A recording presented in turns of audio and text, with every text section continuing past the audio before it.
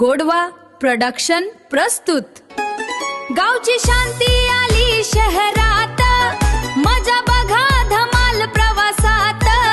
बायकोपेक्षा मोल करीन भारी, अगं बायकोपेक्षा मोल करीन भारी, बायकोपेक्षा मोल करीन भारी, बायकोपेक्षा मोल करीन भारी।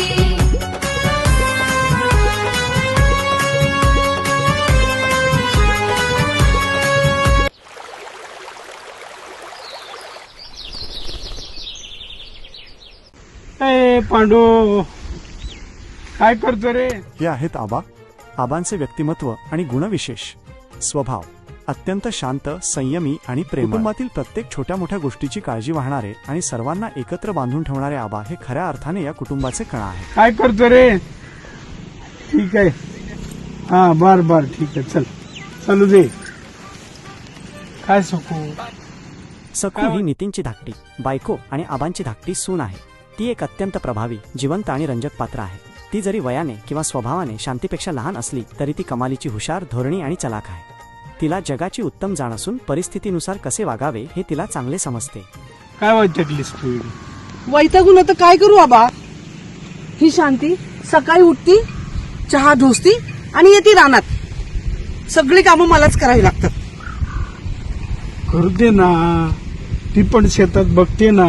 पण मी तुम्हाला घरच्यांना कोणाला मी काम सांगितलं का?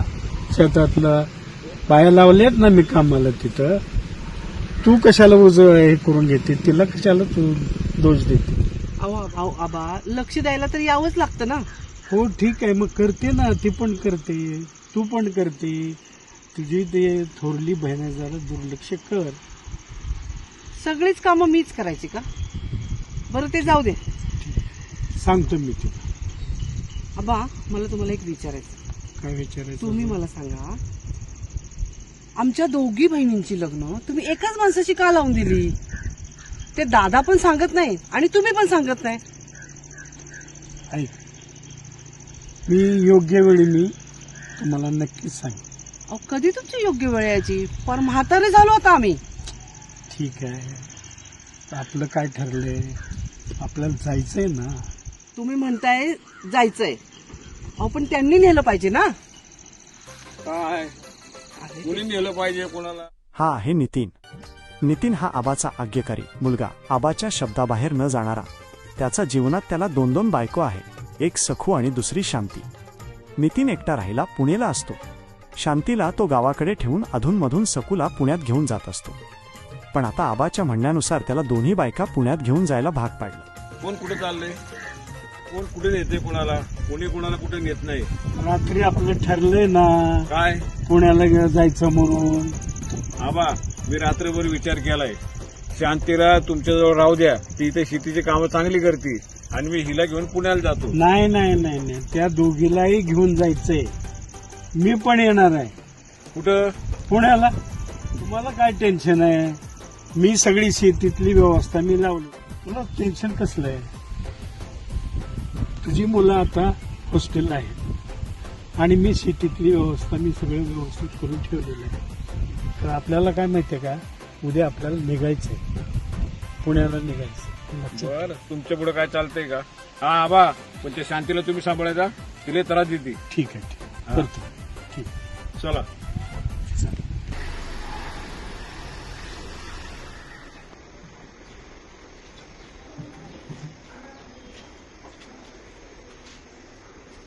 बैला उतर ना.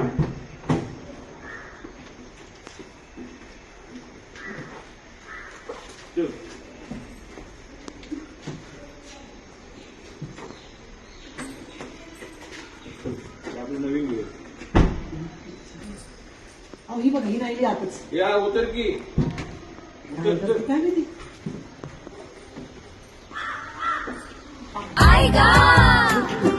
शांती ही आहे शांती. शांती वयाने मोठी असूनही तिचे वागणे अगदी लहान मुलांसारखे निष्पाप, अल्लड आणि विनोदी असते. ती नितीनची थोरली बायको आहे आणि सखूची थोरली मोठी बहीण आहे. ती कधीही घराबाहेर किंवा गावाबाहेर पडलेली नसल्यामुळे तिचे शहरातील वागणे हा मनोरंजनाचा मुख्य केंद्रबिंदू ठरतो. या आपण नवीन घर आहे. अहो किती मोठी इमारत आहे. चला. हे तू जायचं? अगं चल बघ चल बघ.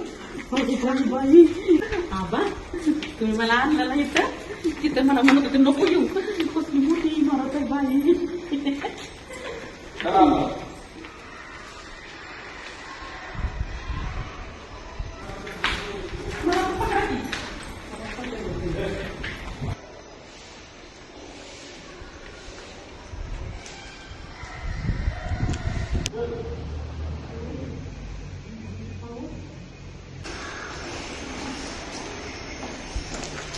काय बघतीयस? हो तुम्ही घाबरलेच की हो फ्लॅटमध्ये कोणीतरी राहायला आले नवीन आणि ह्या खेडेगावच्या बायका दिसतात. अगं मग दाखव तुझा जलवा. मला काम आहे, मी जातो पुढे.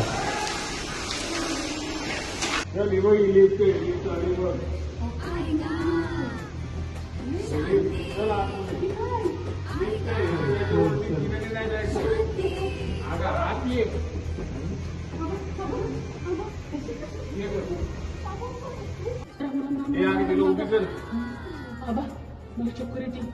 मला कसं तर वाटतं. या म्हणू नको. चल उठ उठ. उभे राहा लिफ्ट येईल. सकू तिला उठवा बरं. चल.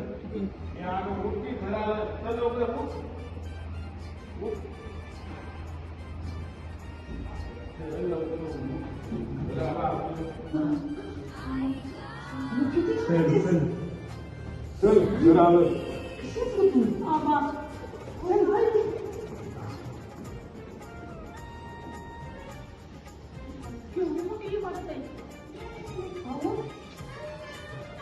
चल इकडे.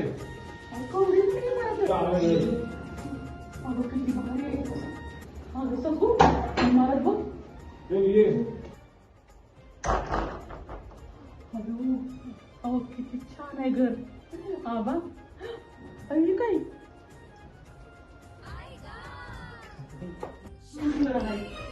शांती पहिल्यांदाच या घरात पाऊल ठेवते आणि सखूला या घराचा परिचय माहीत असल्यामुळे तिला काही फरक पडत नाही. पण शांती घरात गेल्यानंतर काय होईल? ती शहरात राहील किंवा गावाकडे परत निघून जाईल? त्यासाठी पुढील भाग पाहण्यासाठी विसरू नका.